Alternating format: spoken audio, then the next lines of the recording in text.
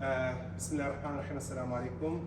Dear colleagues in Suleimania, I'm very sorry and apologies for not being in Suleimania. I'm in Duhok participating in the Kin Healthy Smiles, second Healthy Smile conference, which is held in Duhok. I'm here to spread the word about hope or heavy or amal. My presentation is about oral care for cancer patients.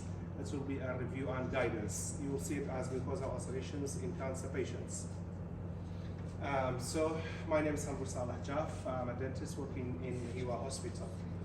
I'll start with the care teacher from Mustafa Abdul al-Mudarris, who is one of the greatest scientists that we have in the country. He says, "أدب وصفك حد ومرء أشياء نامت أدبي قد لنا وشيء دور بلو كسي لأدب دورة مالي بأدب مالي بنورة بزماني كردي بتعنا إن شاء الله ودم بأدب يجزور لخدمتنا محاضرة عرسكم بإجازة ما مستاني دورة."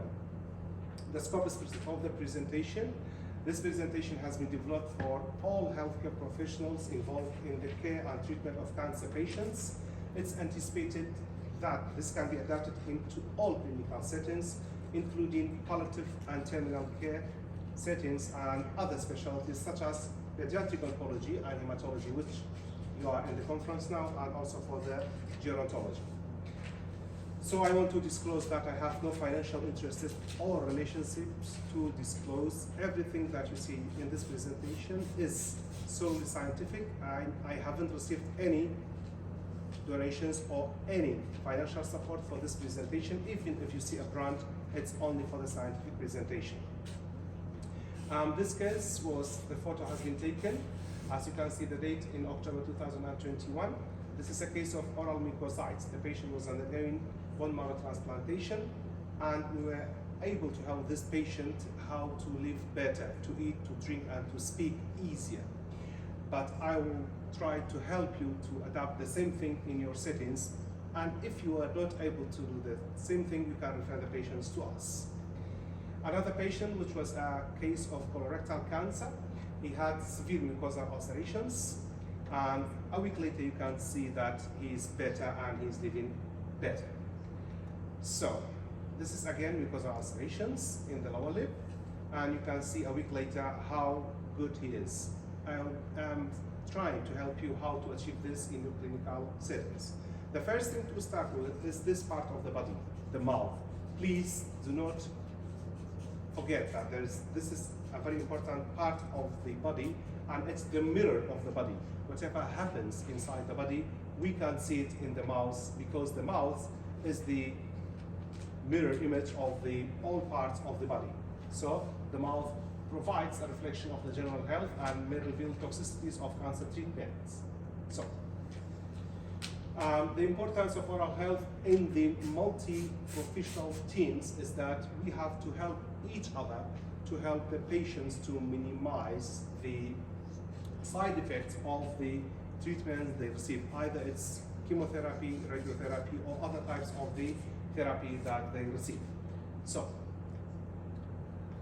again, the early detection of the potential and actual problems, correct assessment and treatment plans with active interventions are paramount in order to avoid and minimize oral health problems and prevent delays or interruptions to anti-cancer treatments. I have seen patients that they remained for more than 2 weeks in the hospital only for treatment of mucositis. The common problems with cancer patients are they are immunosuppressed, as you know better than I do. They are at high risk for infection and bleeding, and they have more incidence of oral ulceration, which you know as mucositis. And they have more fluid imbalance. They have more xerostomia, lip cracks, gonoceritis, and gum disease. But we will not talk about this. We will try to remain with the oral mucositis only. So they have more dental caries, which we will not talk about them today as well. The oral mucositis, as you know, it has multiple grades. We are going to talk about them. We will start by definition. We will go to assessment of oral cavity and treatment of oral mucositis. The oral mucositis is defined as inflammation of the mucosal membrane. It's characterized by ulceration, which may result in pain, dysphagia, and impairment of ability to talk. So many times when I see those patients, I greet them and I say Assalamu alaikum, they cannot answer me, unfortunately. And this case was one of them, that he was not able to drink, eat, or speak. Again, when we have the mucosal ulcerations, this is a very good opportunity for the microbes to go inside the body and to have more infection. Only in this photo, we can see more than 2 or 3 types of the infections. We can see viral infection, we can see candidal infection, and the patient was not able again to eat or speak or drink comfortably. So, the incidence of oral mucositis has been reported differently in different research and in different clinical settings. But in terms of numbers, some of them say that it can occur at least in 40% of patients undergoing chemotherapy to treat a solid tumor, and in 70% of patients undergoing hematopoietic stem cell transplantation, and some research are reporting more. Again, this is in the bone marrow transplantation. Some research is saying that it's 70%. However, in other research, it's reached up to 98%, and especially if it's allogeneic transplant, not autologous one. And in the radiation therapy for head and neck area, it can reach up to 97% of the cases that will develop oral mucositis. And some of the patients they rate the oral mucositis as the most distressing aspect of cancer treatment. This case, I had to go to hospital when it was Eid al-Ramadan, when it was the Jardi Ramadan, because she was not able to eat anything. So, again, the same case which we started with. This was the case of oral mucositis, and we can see his oral condition, and later on, only 2 weeks later, you can see how good is he. There is nothing left, and I'm going to help you how to achieve this in your clinical settings. So this is, you can see the oral health. It's very good and it's very healthy. But this is candidal infection.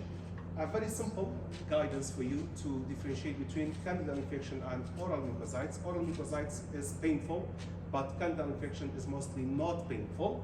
And in mostly when we see candidal infection, we see it on the roof of the mouth, while we see mucositis in other parts of the mouth.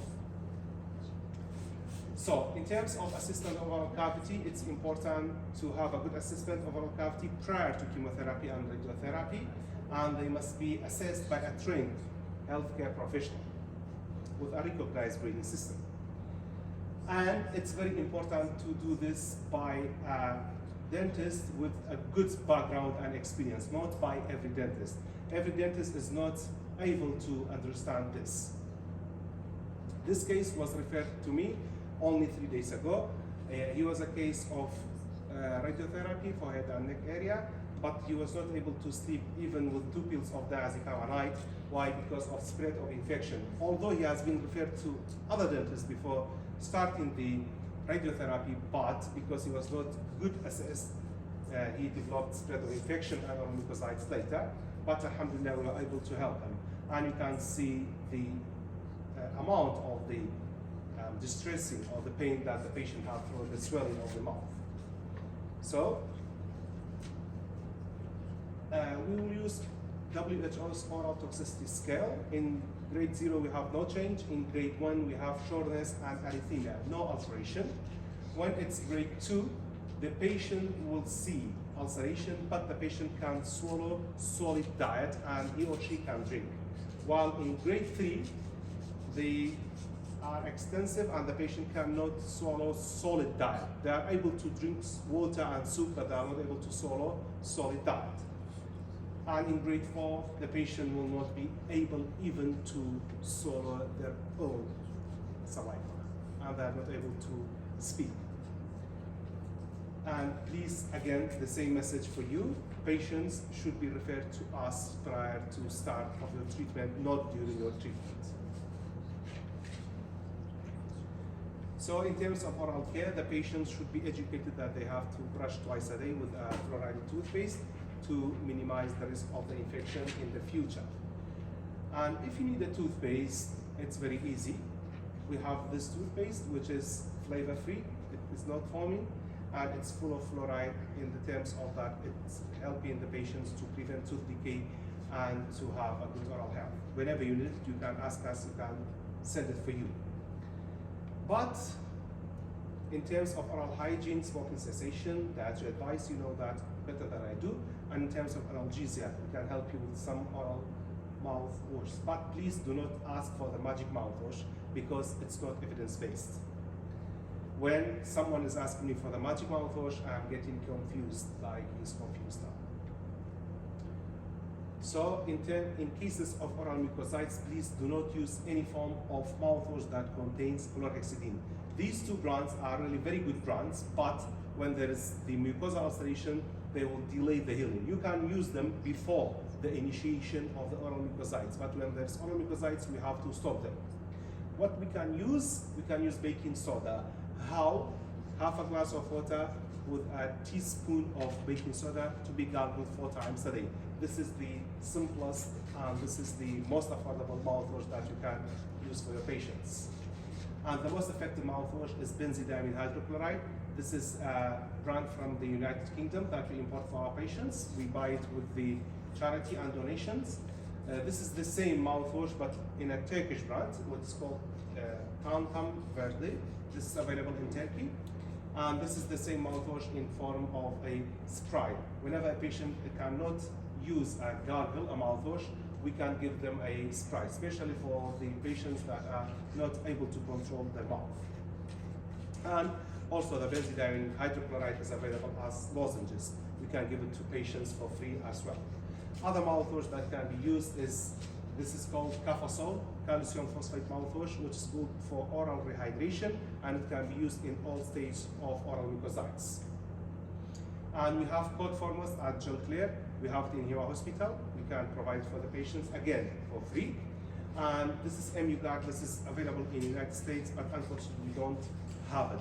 This will help to make a coat around the ulceration. As you bandage a wound on your skin, they will bandage the wound inside the mouth, on the mucous membrane. And we have other mouthwash and creams or gels. They might work, they are very good, but we still need more evidence to recommend them on daily basis, but sometimes we use them. This is a case that I saw him 4 years ago. You can see the severity of oral mucositis and also the viral infection, the herpes simplex, and you can see the condition of his tongue. After a week, alhamdulillah, you can see his oral health and his general health is getting better by using those simple mouthwash. And this is a video from one of our patients that he just sent it to me tonight. Can you please play the video for us? My media team will play the video for us. This was the case of bone marrow transplantation.